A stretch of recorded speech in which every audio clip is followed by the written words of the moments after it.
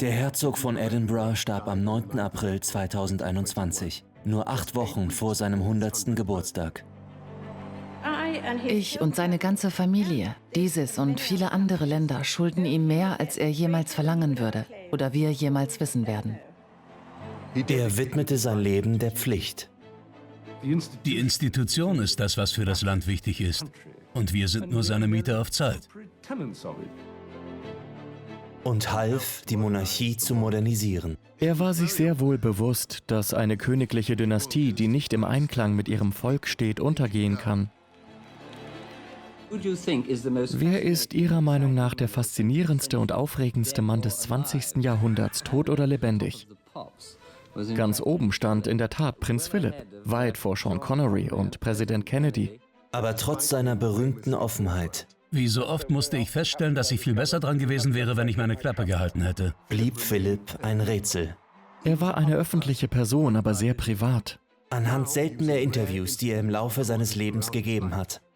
Ich glaube, die Menschen wünschen sich diese intime Beziehung. Sie sehen diese Familie als ihre Nachbarn und als glaubwürdig. Bemerkenswerten Archiven aus aller Welt. Sie haben eine echte Heimkino-Qualität, was sehr schön ist.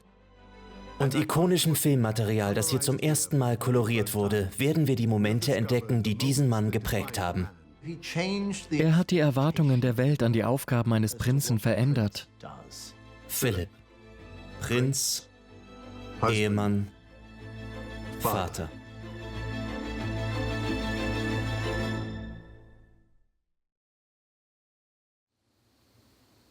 Die ganze Welt ist begeistert von der Aussicht auf eine königliche Hochzeit mit einer echten Aura der Romantik. Meine Güte, sie waren jung und schön, nicht wahr? Zum ersten Mal ist dieser Moment in Farbe zu sehen. 1947 lernt die britische Öffentlichkeit das erste Mal den Mann kennen, der Prinzessin Elizabeth heiraten wird.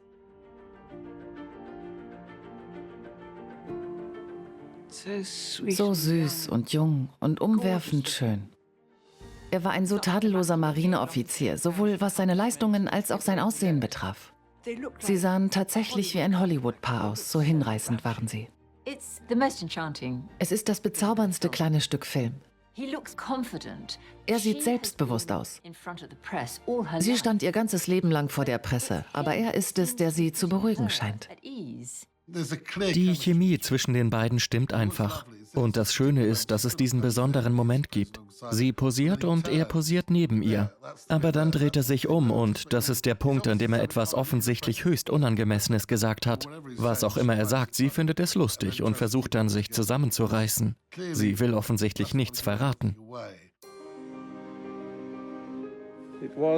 Für diejenigen, die sich daran erinnern können, war es eine ziemlich triste Welt. Der Aufschwung der Nachkriegszeit hatte noch nicht einmal begonnen und praktisch alles war rationiert.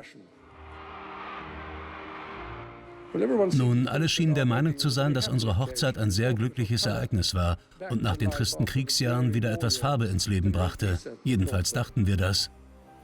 Die königliche Hochzeit 4 Monate später eroberte die Herzen der Nation.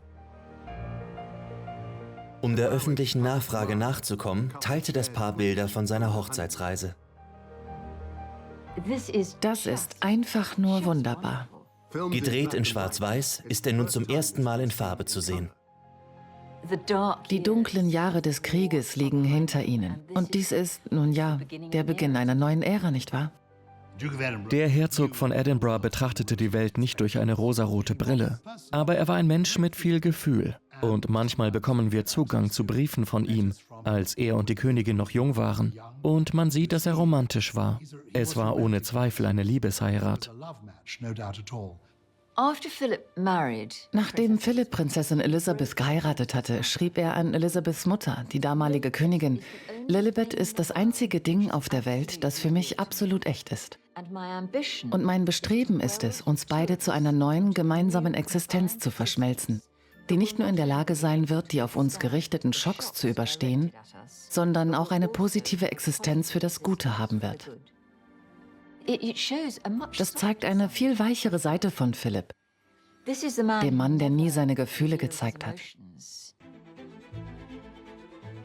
Zunächst verband Philipp die Ehe mit seiner anderen großen Liebe, der Royal Navy. Ich war 17 im Jahr 38, glaube ich, und der Krieg drohte. Und es war mir klar, dass es das Beste wäre, in eine der Streitkräfte einzutreten. Damals war ich praktisch staatenlos. Ich glaube, ich hatte einen dänischen Pass, aber die Marine sagte, dass sie mich akzeptieren würde. I had a Danish passport, but the Navy said that they'd accept me.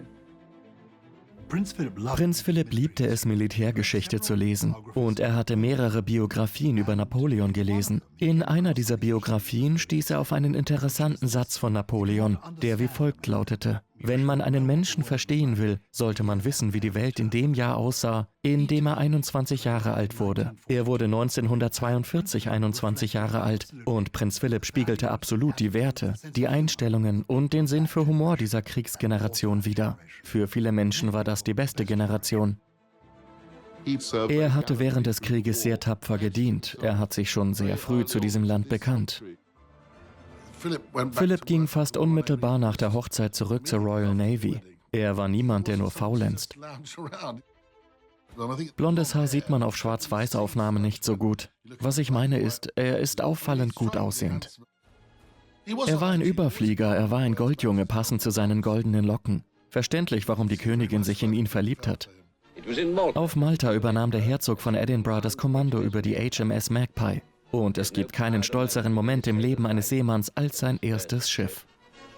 Philipps Karriere lief gut, aber seine Welt stand kurz davor, auf den Kopf gestellt zu werden.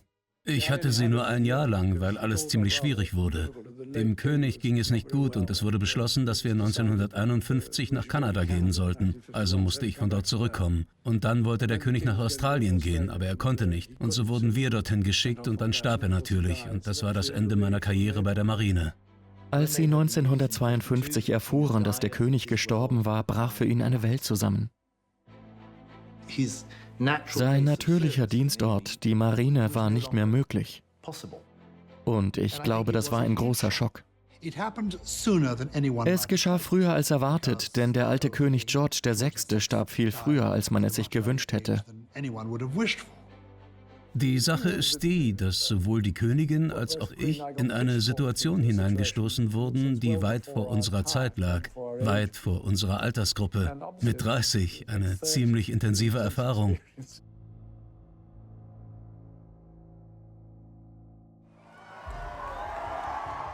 Als seine Frau von der Prinzessin zur Königin wurde, musste Philipp für den Rest seines Lebens ihre Arbeit an erste Stelle setzen. Er hatte es in diesen frühen Jahren nicht leicht, denn er war ein Alpha-Männchen, über den die Höflinge dachten, was glaubst du, wer du bist? Philipp wollte die gesamte Verwaltung des Buckingham-Palastes umkrempeln, aber es gab heftigen Widerstand. Ich glaube, es gab eine lange Zeit, also etwa 3 oder 4 Jahre, in denen er ehrlich gesagt nicht so recht wusste, wo er hingehörte. Ich glaube, er befand sich in einem Wirrwarr aus Emotionen, Kampf und Unsicherheit. Ich denke, er war ein bisschen verloren.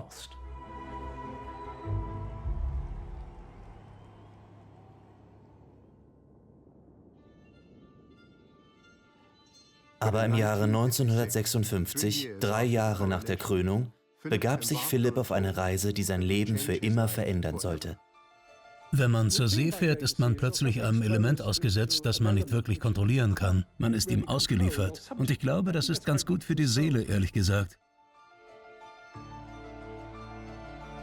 Ich denke, einer der epochalen Momente für Prinz Philipp war 1956, als er gebeten wurde, zu verreisen. Und er nahm die Einladung dazu mit Freude an. Es war in gewisser Weise seine erste Solomission. Er reiste in Teile des Commonwealth, die noch kein Mitglied der königlichen Familie zuvor besucht hatte. Während die Königin mit den Staatsgeschäften beschäftigt war, fungierte Philipp als ihr Gesandter in den entlegensten Winkeln der Welt. Seit dem 15. Oktober letzten Jahres habe ich die Welt umrundet und fast 40.000 Meilen zurückgelegt. Ich glaube, diese Tournee war entscheidend, denn da hat er zu sich selbst zurückgefunden. Er liebte diese Reise. Und er war frei, frei sich einen Bart wachsen zu lassen, frei sein eigener Herr zu sein. Wir mussten nirgendwo hin, wo es viele Menschen gab und wo wir stramm stehen und paradieren mussten. Und so durften wir uns ohne Erlaubnis einen Bart wachsen lassen. Wir hatten einen Wettbewerb, wer sich den besten Bart wachsen ließ. In der Antarktis haben sie uns einen Walfänger mitgeschickt. Prinz Philipp wurde in einen der Körbe gesetzt und hochgezogen. Prinz Philipp wurde nach einer alten Seemannsmethode zum Walfänger gebracht, die mit einer gewissen Aufregung verbunden ist. Er war ein echter Navy-Man, daran bestand kein Zweifel. Er war rundum ein guter Sportler. Er spielte Deckhockey, kam immer mit uns. Es war ein gefährlicher Sport, ein paar brachen sich die Beine. Er ist viel herumgelaufen und hat sich mit uns unterhalten, um zu sehen, wie wir zurechtkommen. Aber er hat immer gearbeitet, gelesen oder irgendwas gemacht. Es muss so wunderbar sein, auf diesen besonderen Reisen einfach frei und an der freien, wilden, kalten Luft zu sein, über Bäche zu stolpern und die eigene Kamera mitzunehmen. Er nahm eine Hasselblad-Kamera mit, war von den Vögeln fasziniert und begann, sie in großer Zahl zu fotografieren. Ich glaube, diese Erfahrung gab ihm das Gefühl dafür, wie wichtig es ist, diesen schönen Planeten zu schützen, und brachte ihn noch näher an das heran, was schließlich seine Rolle bei der Gründung des World Wildlife Fund werden sollte. Er war er selbst, er stand nicht 3 Schritte hinter der Königin, und ich glaube, das gab ihm ein Gefühl der Berufung. An Weihnachten 1956 war Philipp nun 2 Monate lang von seiner Frau und seiner Familie getrennt gewesen. Für Prinz Philipp war dies der entfernteste Punkt auf einer 40.000 Meilen langen Reise durch das Commonwealth, weit weg von zu Hause an Weihnachten. Der Herzog von Edinburgh war frustriert über die Art und Weise, wie über seine Commonwealth-Reise auf der Britannia 1956 gesprochen wurde. Denn damals war er davon begeistert und dachte, er tue etwas wirklich Sinnvolles. Er würde in Teile des Commonwealth reisen, die noch nie ein Mitglied der britischen Königsfamilie besucht hatte. Also dachte er, ich mache etwas Gutes. Und als er dann feststellen musste, dass er kritisiert wurde, weil er so lange von zu Hause weg war, das machte für ihn keinen Sinn, auch weil er natürlich ein Mann der Marine war und die Leute in der Marine an lange Dienstzeiten gewöhnt sind. Das war es, wofür er eigentlich ausgebildet worden war. Das fand er also frustrierend. Und dann hieß es, wo ist Philipp an Weihnachten, warum ist er weg? Philipp genoss seine Freiheit vom Palastleben. Doch seine lange Abwesenheit erregte unerwünschte Aufmerksamkeit. In der Presse kursierten Gerüchte, dass es in der königlichen Ehe Probleme gab. Das fing eigentlich damit an, dass es einen Artikel über seine Freundschaft mit einem Theaterstar gab, die viele Jahre zurücklag. Prinz Philipp war sehr gut aussehend und bevor er die Königin heiratete, hatte er natürlich Freundinnen. Er hatte den Ruf, ein Frauenheld zu sein. Das hatte nichts mit dem zu tun, was zu dieser Zeit geschah. Die Gerüchte wurden durch die Tatsache verstärkt, dass seine rechte Hand in einen Scheidungsskandal verwickelt war. Ein Schatten fällt auf die letzte Etappe der Tournee des Herzogs von Edinburgh. Lieutenant Commander Michael Parker, sein Freund und Sekretär, ist zurückgetreten. Wenn ich Neuigkeiten für Sie hätte, würde ich sie Ihnen sagen. Mike Parker war einer von Philipps engsten Freunden. Sie feierten gerne zusammen. Als Mikes Frau die Scheidung einreichte, hieß es natürlich, wenn es ein Problem mit dieser Ehe gibt, dann gibt es vielleicht auch ein Problem mit der königlichen Ehe. Sie wurden so aufdringlich, die Medien. Und der Umgang mit ihm war so unhöflich und abweisend, dass es wirklich wehtat. Im Februar 1957 kehrte Philipp von der Tournee zurück und die Welt wartete darauf, wie die Königin reagieren würde. Innerhalb weniger Tage zeigte sie die Stärke ihrer Verbindung, indem sie Philipp zum Prinzen machte. Im Menschenhaus begrüßt der Oberbürgermeister von London den Herzog von Edinburgh. Es ist der erste große öffentliche Auftritt des Herzogs, seit die Königin ihm den Titel Prinz Philipp Herzog von Edinburgh verliehen hat. Ich glaube, er hat sich sehr darüber gefreut, dass die Königin ihn zum Prinzen des Vereinigten Königreichs gemacht hat. Als Anerkennung für seine Tournee. Die Leute wissen nicht, dass er eigentlich 10 Jahre lang gar kein Prinz war. Als er die britische Staatsbürgerschaft annahm, gab er seinen Status als Prinz von Griechenland auf und wurde zum Herzog von Edinburgh. Sie hat also zu allen anderen gesagt, du kannst mich mal. Die Königin betonte, wie wichtig Philipp für das Land und für sie ist, trotz der Gerüchte, die man hört. Die Presse hatte es zu einer großen Geschichte aufgeblasen und das irritierte den Herzog. Er hielt ein paar Tage nach seiner Rückkehr eine Rede, in der er darauf anspielte. Die Tournee, so der Herzog, war natürlich mit dem persönlichen Opfer verbunden, für längere Zeit von seiner Frau und seinen Kindern getrennt zu sein.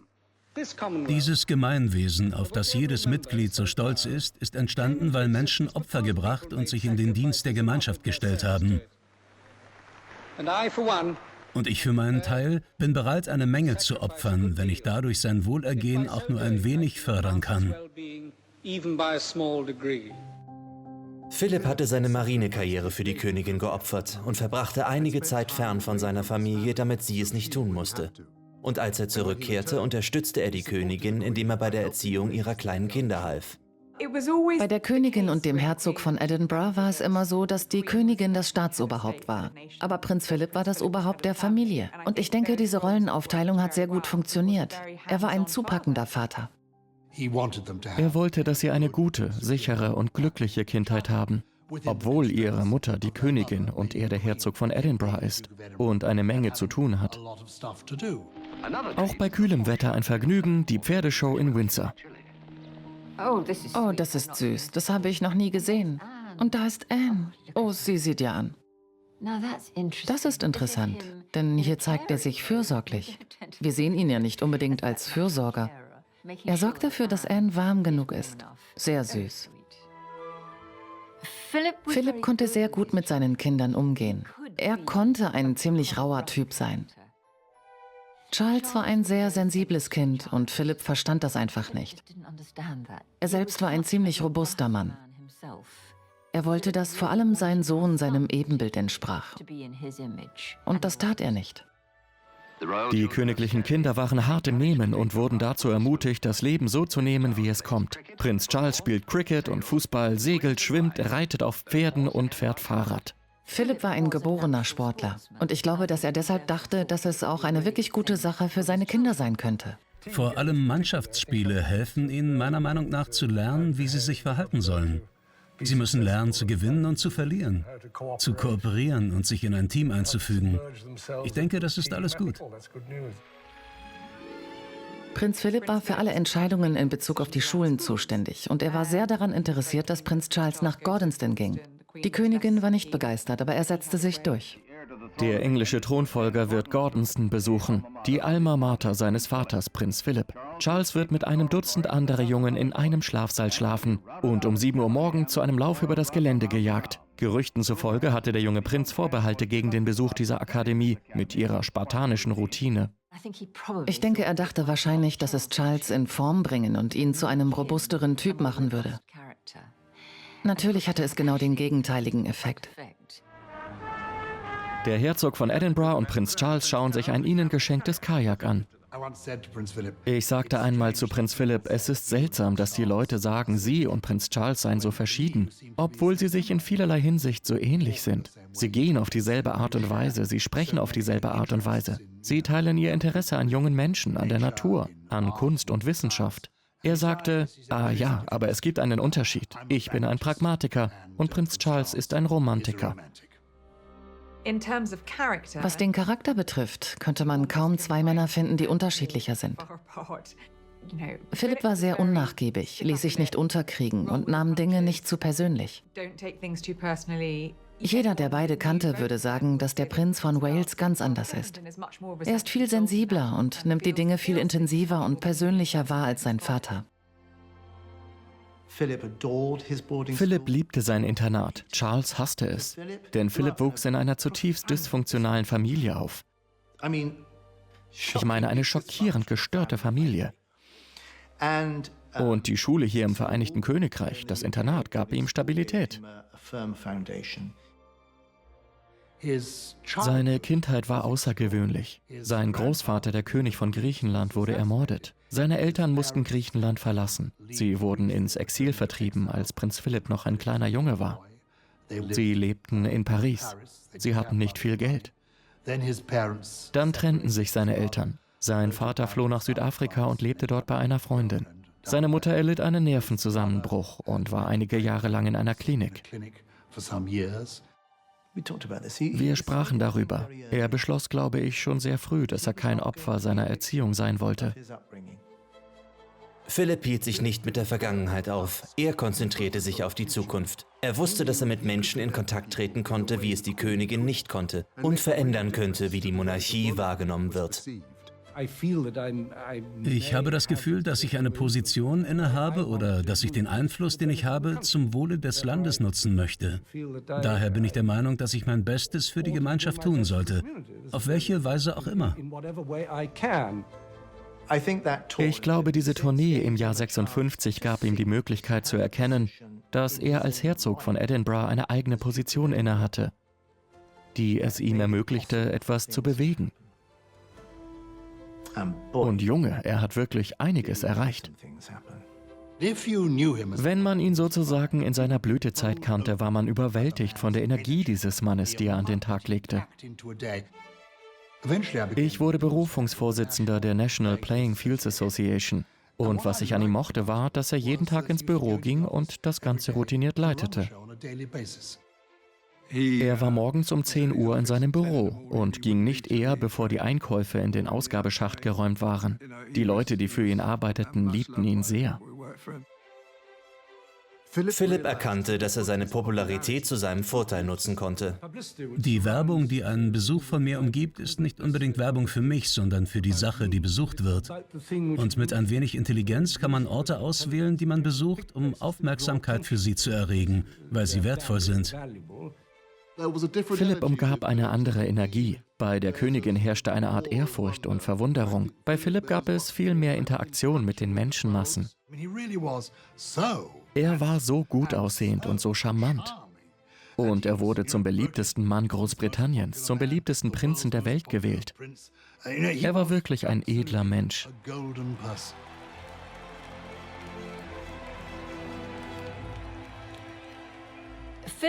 Philipp liebte hübsche Frauen. Er war ziemlich kokett. Ich glaube nicht, dass das unbedingt etwas zu bedeuten hatte. Aber es ist eine andere Art, mit Menschen umzugehen, ihnen zu schmeicheln. Miss Roberts arbeitet seit 20 Jahren für das Unternehmen und Prinz Philipp hält für ein Gespräch mit ihr an. Er ist äußerst charmant, egal wo er ist. Er spricht einfach mit jedem, mit dem er will. Er ist egalitär, würde ich sagen, ganz und gar nicht abgehoben. Eines der Dinge, die mich am meisten überrascht haben, ist, dass ich, der in einer großen Arbeitersiedlung aufgewachsen und dort auf eine örtliche Schule gegangen ist, in der Lage sein würde, diese Art von Freundschaft mit einem Mitglied der königlichen Familie zu haben. Hat es für ihn einen Unterschied gemacht? Nicht ein Stück. Ich denke, man sollte die Menschen viel mehr danach beurteilen, was sie sind und wie sie sich verhalten, als ausschließlich danach, womit sie ihren Lebensunterhalt verdienen. Die Königin musste eine gewisse Distanz wahren. Aber Philipp erkannte, dass die Monarchie offener und zugänglicher werden musste.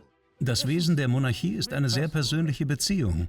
Ich meine, die Menschen reagieren sowohl auf die Person als auch auf die Institution. Und sie funktioniert nur dann wirklich, wenn die Menschen die Mitglieder kennen. Er war sich bewusst, dass eine königliche Dynastie, die nicht im Einklang mit ihrem Volk steht, untergehen kann. Er hat die Folgen gesehen. In Griechenland, von wo er verbannt wurde, wo sein Vater hätte hingerichtet werden können. Und obwohl die königliche Familie in Großbritannien ziemlich etabliert war, erkannte er, dass man mit dem Volk im Einklang sein muss. Und er war eine treibende Kraft bei der Aufrechterhaltung ihrer Popularität. Wer ist Ihrer Meinung nach der faszinierendste und spannendste Mann des 20. Jahrhunderts, tot oder lebendig? Lautete die Frage. Und ganz oben auf der Liste stand tatsächlich Prinz Philipp, weit vor Sean Connery und Präsident Kennedy. Philipp wusste, dass die Medien der Schlüssel zur Zukunft der Monarchie waren. Schon in den ersten Tagen des Fernsehens erkannte er, das Fernsehen würde die Monarchie besser zugänglich machen. Er war das erste Mitglied der königlichen Familie, das 1957 eine Fernsehsendung moderierte. 40 Minuten, um die Welt zu erkunden. Nun, es wird ein bisschen hektisch. Es kann sein, dass Sie ein bisschen verwirrt sind, aber ich hoffe, dass Sie zumindest eine Reihe von Orten und Dingen gesehen haben werden, die Sie vorher noch nicht gesehen haben. Und 1961 war er der erste Royal, der ein Fernsehinterview gab. Ich glaube, dass es allein in diesem Land etwa 10.000 größere Veranstaltungen gibt, bei denen solche Stunts organisiert wurden. Es sind 5 Millionen Menschen, die das betrifft. Ihre Berechnungen sind besser als meine. Nun, die habe ich vorher angestellt. Philipp ging auf eine Ein-Mann-Mission, um das Ansehen der Monarchie durch zahlreiche Fernsehauftritte zu erhöhen.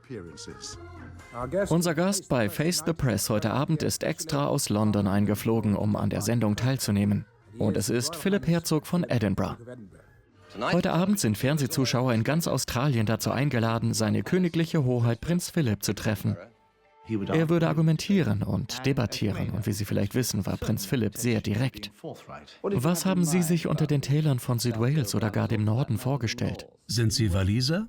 Ursprünglich ja, lange her. Aber Sie haben die südwalisischen Täler gesehen. Das habe ich, aber was halten Sie davon? Meinen Sie wirklich, dass wir so etwas noch einmal machen sollten? Das tue ich nicht. Nun, genau das habe ich gemeint. Prinz Philipp war von Natur aus ein aufrichtiger Mensch. Wenn man ihm eine Frage stellte, gab er eine ehrliche Antwort. Und ich erinnere mich, dass er einmal zu mir sagte, warum müssen wir alle in allen Fragen einer Meinung sein? Ich meine, Sie haben eine Funktion, jedenfalls meiner Meinung nach, die darin besteht, zur Förderung der Monarchie und des Images der Monarchie beizutragen und sie sehr sorgfältig zu pflegen. Nein, das klingt so, als wäre ich eine Art PR-Agentur. Nein, das tue ich nicht. In der Tat bin ich sehr skeptisch gegenüber dem ganzen Konzept, absichtlich zu versuchen, ein Image zu schaffen, weil ich denke, dass es leicht zu durchschauen ist. Manche Leute dachten, er sei schroff und unhöflich. Ich glaube nicht, dass er das jemals beabsichtigt hat. Er war einfach er selbst. Philipp stürzte sich in die Auseinandersetzung mit der Öffentlichkeit. Er ist ein großer Beweger. Und er war der Erste, der sagte, lasst Licht ins Dunkel, lasst uns diese Dinge filmen, lasst uns den Leuten zeigen, was da ist. Was mich überrascht ist, dass Sie die meisten Ihrer Reden selbst schreiben. Ja, ich tue es selbst. Ist das strenges Pflichtbewusstsein oder wollen Sie etwas Bestimmtes sagen? Nein, es scheint einfach der natürliche Weg zu sein, es zu tun. Er erkannte, dass dies ein Weg war, um mit der Öffentlichkeit in Kontakt zu treten. Denn man muss relevant sein und man muss bekannt sein. Wie weit können Sie in Ihren Bemühungen gehen, die königliche Familie zu vermenschlichen, wenn Sie so wollen, und dennoch etwas von ihrer Mystik zu bewahren? Wie weit können Sie auf die Menschen zugehen? Nun, wie weit ist weit? Ich denke, man muss irgendwie ein Gleichgewicht finden. Ich denke, was auf jeden Fall passiert ist, dass die ganze Sache viel intimer geworden ist. Besonders durch das Medium dieses Geräts. Ich glaube, die Leute kennen uns besser und wir kennen die Leute besser. Ich glaube, die Menschen wünschen sich diese intime Beziehung, denn sie haben das Gefühl, dass diese Familie ihre Nachbarn und glaubwürdig sind. Wahrscheinlich konnte er die längerfristigen Auswirkungen nicht erkennen, denn wenn man die Medien erst einmal in sein Privatleben lässt, wollen sie noch mehr wissen. Sie belassen es nicht einfach dabei. Sie wühlen und wühlen und wühlen. Können Sie jetzt ein wenig über die Familie sprechen, über Ihre Beziehung zu den Kindern? Wir mögen uns. Ja, wir mögen uns. Welche Familiengespräche führen Sie über Ihre eigenen Probleme als Mitglieder einer königlichen Familie? Einige. Bitte? Einige. Würden Sie uns bitte sagen, welche das sind? Nein. Ich meine, ich würde, ja. Aber ich denke, das sind Dinge, die nicht für die Öffentlichkeit bestimmt sind. Ich war vor ein paar Wochen in London und habe mit dem Prinzen gesprochen. Ich habe eine Stunde mit ihm verbracht. Er ist ein sehr informeller Mensch. Die Pressekonferenz wird völlig offen sein, aber wenn Sie ihm persönliche Fragen über seine Familie stellen, wird er nicht antworten. Es gibt 100 Themen, über die er sprechen wird.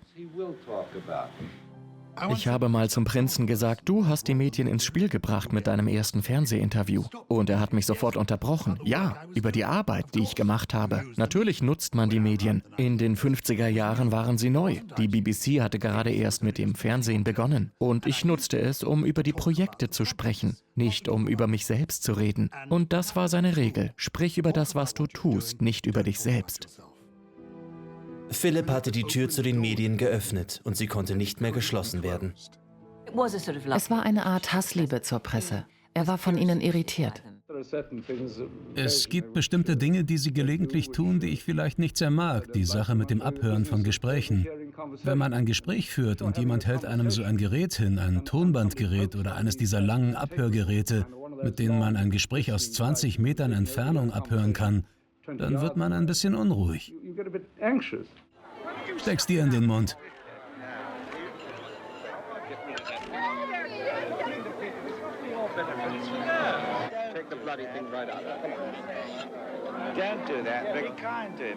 Er ist wütend, dass ihn jemand anschnauzt. Er meint, wenn man ein privates Gespräch führt, sollte es auch privat bleiben. Er wollte nicht, dass ihm jemand eine Kamera vor die Nase hält, denn dann können die Dinge falsch interpretiert werden. Ich weiß, dass er sehr frustriert darüber war, wie er behandelt wurde, insbesondere von der britischen Presse. Wenn er auf eine Auslandstournee ging und sah, dass die britische Presse darüber berichtete, ging ihm das Herz auf, weil er wusste, dass überhaupt nicht über ihn berichtet wurde. Außer es gab einen Fauxpas, dann landete der auf der Titelseite. Denn danach suchten sie machten ihn zu einer Karikatur. Ist Ihnen der Film schon ausgegangen? Manchmal sorgten Philips spontane Gespräche in Verbindung mit seinem Talent, ins Fettnäpfchen zu treten, für gute Schlagzeilen. Im Laufe der Zeit wurde dies immer mehr zu seinem Markenzeichen. Er wurde kritisiert, weil er nicht langweilig war und weil er Äußerungen machte, die aus heutiger Sicht politisch höchst unkorrekt waren.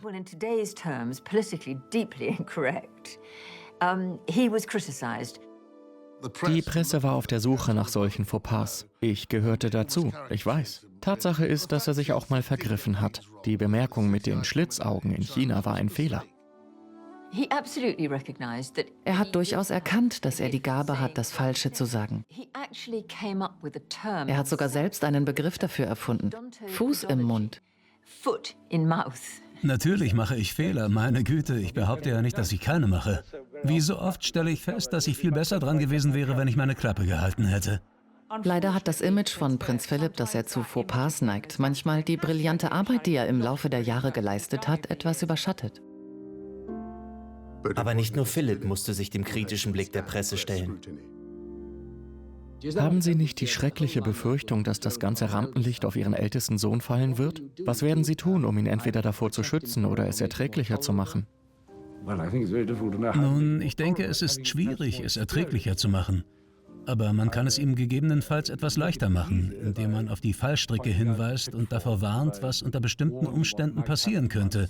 Und indem man ihm so gut wie möglich bewusst macht, was vor sich geht und wie diese Dinge passieren. Und dass es schon einmal passiert ist und man es selbst erlebt hat.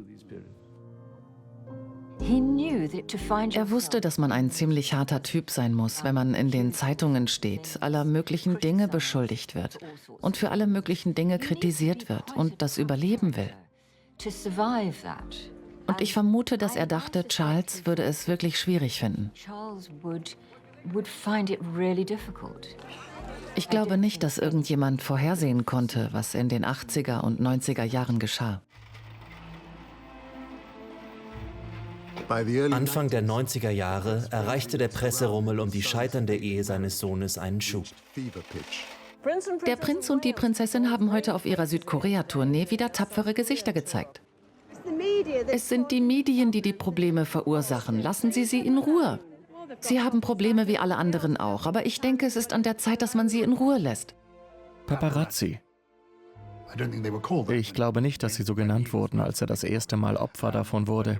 Aber als es darum ging, dass seine Kinder und Enkelkinder mit langen Objektiven fotografiert wurden, war er am Verzweifeln.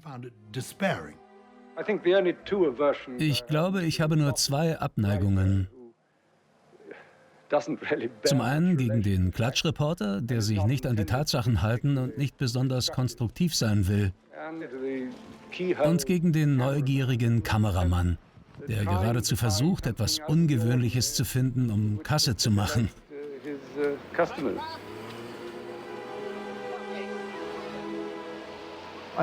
Ich denke, es war außerordentlich schwierig. Und ich glaube, er musste mit ansehen, wie Teile seiner Familie zerstört wurden. Vor allem Prinzessin Diana, die er sehr, sehr gern hatte, zu der er sehr lieb war. Und er versuchte zu helfen, in diese seltsame Familie zu passen. Er war selbst eine Art Außenseiter, der es geschafft hatte, aber die Art von bösartigen Haien kannte, die um die königliche Familie herumschwimmen und die bereit sind, einen zu verhöhnen, zu verspotten, wenn sie die Gelegenheit dazu kriegen.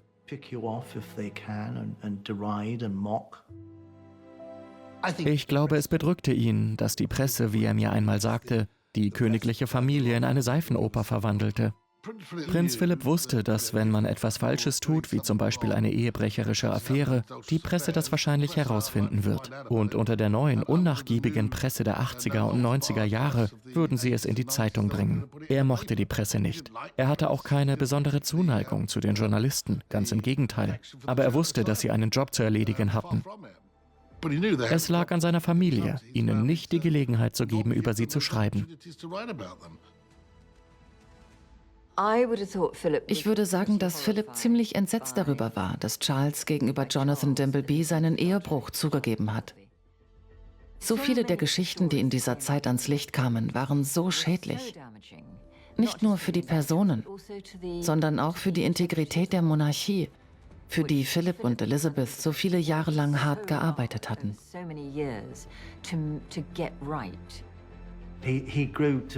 Er wurde zutiefst betrübt und misstrauisch.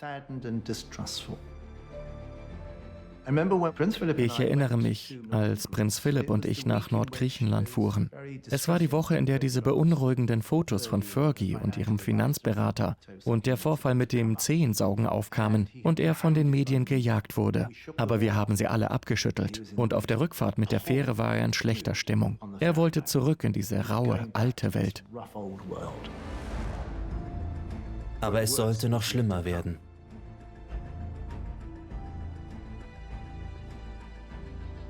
Als Diana 1997 starb, sah sich die königliche Familie mit einer ihrer größten Krisen konfrontiert. Und in diesem entscheidenden Moment beschloss Philipp, seine Familie an die erste Stelle zu setzen. Es besteht kein Zweifel daran, dass Prinz Philipp sich in erster Linie als Großvater verpflichtet fühlte, William und Harry zu schützen und zu trösten, die gerade ihre Mutter unter schrecklichen Umständen verloren hatten. Aber nicht zum ersten Mal wurden seine Handlungen falsch interpretiert. Es war nicht seine Idee, aber bei königlichen Beerdigungen ist es Tradition, dass die Familienmitglieder hinter dem Leichenwagen hergehen. Ursprünglich war nicht geplant, dass Prinz Philipp daran teilnimmt. Prinz Philipp sagte zu Prinz William, wenn es hilfreich ist, kann ich neben dir gehen. Also hat er sich freiwillig dazu bereit erklärt. Prinz William nahm das Angebot an. Es war also keineswegs so, wie berichtet wurde, sondern ein Akt großväterlicher Freundlichkeit, um Prinz William zu unterstützen. Er ist dafür kritisiert worden, aber es war nicht seine Entscheidung, nicht seine Idee. Und es gibt einen Moment, als sie unter der Horse Guards Parade hindurchgehen, wo es ganz klar wird. Und ich fragte ihn danach. Er sagte, ja, ich dachte nicht, dass die Kameras uns sehen könnten. In diesem Moment wendet er sich William zu, der neben ihm geht, und tröstet ihn.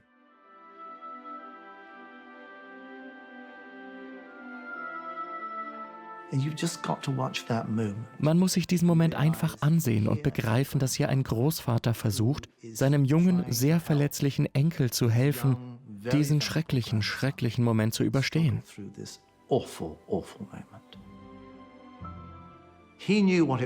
Er wusste, wie es war, Mitglied einer zerrütteten Familie zu sein. Und er tat sein Bestes, um sicherzustellen, dass dies seinen Enkeln nicht passieren würde. Eines Tages würde die Zukunft der Monarchie auf Williams Schultern ruhen. Und so tat Philipp sein Bestes, um ihn zu unterstützen.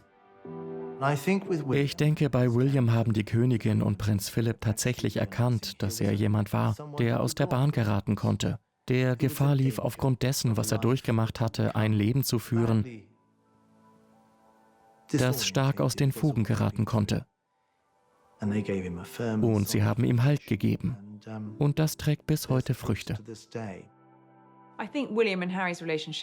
Ich denke, die Beziehung von William und Harry zu Prinz Philipp war für beide immer sehr wichtig. William hat viel über das Pflichtbewusstsein gesprochen, das er von seinen Großeltern geerbt hat. Und man muss sich nur ansehen, was William und Harry in Bezug auf ihre öffentlichkeitswirksame Arbeit unglaublich interessiert. Zum Beispiel die Erhaltung der Umwelt, die natürlich vom Prinzen von Wales geerbt wurde, aber vom Herzog von Edinburgh stammt.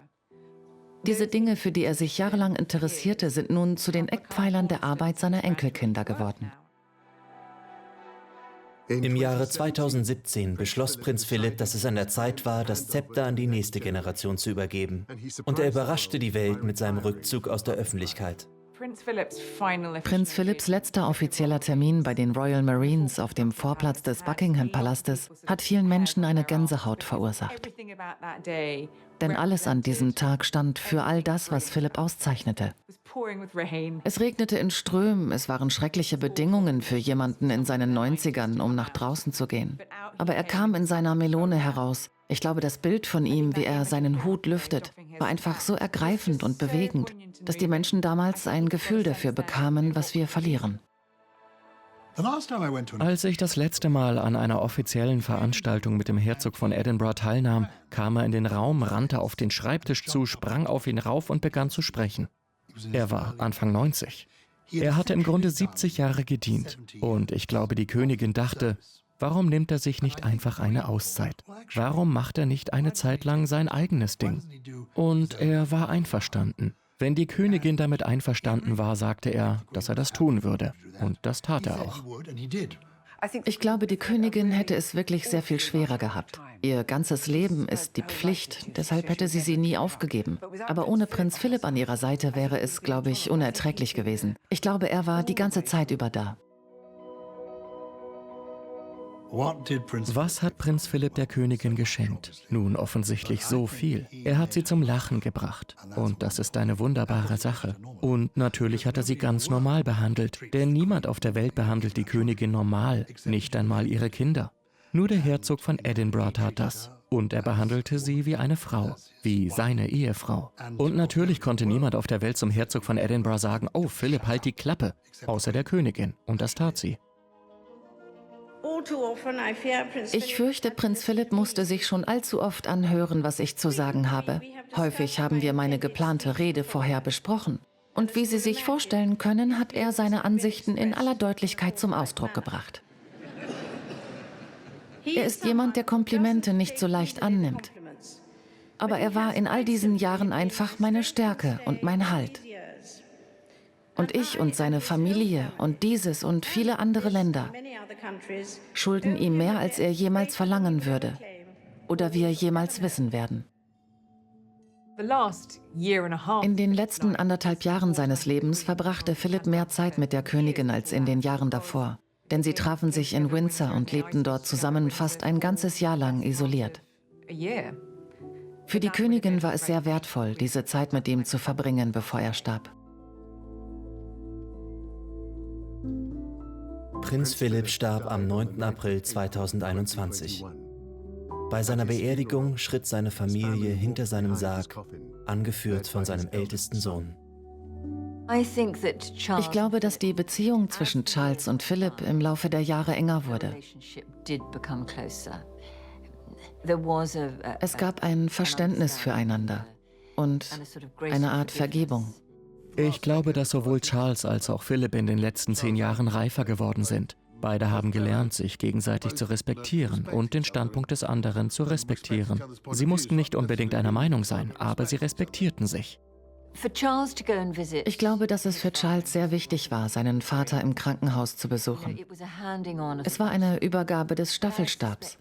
Aber ich vermute, dass es vor allem zur Heilung beitrug, nach all den Jahren der Uneinigkeit zwischen ihnen. Ich denke, es war ein sehr liebevoller und ein wichtiger Moment für beide. Wie Sie sich vorstellen können, vermissen meine Familie und ich meinen Vater außerordentlich. Er war eine sehr geliebte und geschätzte Person. Die Königin hatte ihren Mann verloren, die Familie ihren Vater und Großvater und die Nation ihren dienstältesten königlichen Gemahl. Wie die Queen einmal sagte, Trauer ist der Preis, den wir für Liebe zahlen. Was macht man in einer schwierigen Zeit? Man macht weiter. Das hat die Königin immer getan. Weitermachen. Auch in der Pandemie. Die Show geht weiter. Sie ist Königin auf Lebenszeit. Ihre Einstellung war, was bringt es, Trübsal zu blasen? Das ist nicht das, was Prinz Philipp gewollt hätte.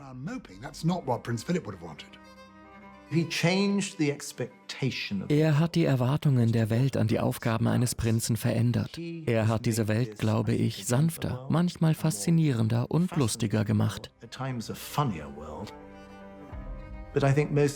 Aber ich glaube, das Wichtigste ist, dass er uns gezeigt hat, dass man, wenn man glaubt, dass es sich lohnt, etwas zu tun, einfach loslegen und es versuchen sollte. Und dass es vielleicht sogar besser wird, als man es sich vorstellen kann. Genauso ging es mir, und zwar seinetwegen. Vielen anderen erging es auch so, und zwar seinetwegen. Ich habe es nie als eine Rolle betrachtet. Ich meine, es ist einfach eine Art zu leben und ich habe einfach das getan, was mir unter den gegebenen Umständen vernünftig erschien. Er wird als eine außerordentliche, mutige, großartige Führungsperson in Erinnerung bleiben. Seine Lebensauffassung war, nach oben und nach außen schauen, nicht nach unten und nach innen. Ich konnte ihn nicht fragen, was ist dein Erbe? Denn er sagte nur, ich habe nichts getan. Ich habe nichts getan, das sind die anderen. Ich glaube, wenn er wüsste, dass diese Sendung gemacht wird, würde er sagen, ach, wozu in aller Welt? Was gibt es da zu erzählen?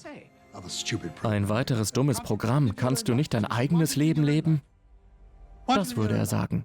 Warum lebst du nicht dein eigenes Leben? Was hast du dieses Jahr gemacht? Das würde er auch zu Ihnen sagen. Immerhin schweigt der Kameramann. Was möchten Sie, an das man sich bei Ihnen erinnert? Nun, das kümmert mich nicht, denn wenn ich tot umfalle, werde ich nicht mehr da sein, um herauszufinden, woran sich die Leute erinnern. Also kümmert es mich nicht. Gibt es denn nichts, auf das Sie besonders stolz sind? Ich weiß es nicht. Nein, ich glaube nicht. Ich denke, ich halte mich aus Schwierigkeiten heraus.